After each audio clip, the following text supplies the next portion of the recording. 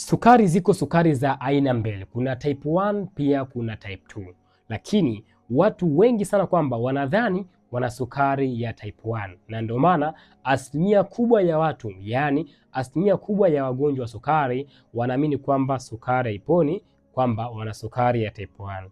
Hii jambo hapana. Lakini pia endapo una sukari ya type 1, wewe kaa relax, sukari hiyo haiponi, hata kama kwamba ukitumia dawa za aina mbalimbali sukari hiyo haiponi. Bali hapa anazungumzia sukari ya aina ya pili, ambayo kwamba sukari hii inatibika 100% endapo utazingatia mfumo wako mzima wa maisha na endapo utatumia virutubisho lishe ambavyo nimekuwa nikitoa huduma baadhi ya watu wengi sana, na pia wao wamekuwa wanapona kabisa. Sasa je, sukari hii ya type 2 inatibikaje na kwa nini watu wengi kwamba hawaponi sukari hii ya type 2? Jambo la kwanza, watu wengi wanakosea kugeuza mtindo wao wa maisha, na hii ndio chanzo cha kudumu kwa sukari miaka nenda rudi.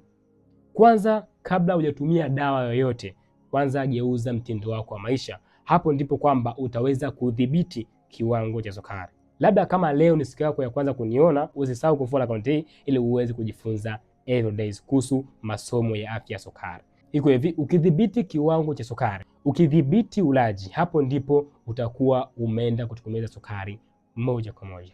Lakini pia endapo sukari yako ni ya muda mrefu zaidi, lakini pia sukari yako ni ya aina ya pili, yani una umri kuanzia miaka 30, 35 mpaka umri wa miaka 60, lakini pia sukari yako imekusumbua muda mrefu zaidi, basi usikate tamaa na wala usike kimya. Unaweza kuchukua namba nipigie simu moja kwa moja kwa ajili ya mwongozo na ushauri kuhusu afya yako. Kumbuka, afya ya mwili wako ni jukumu lako.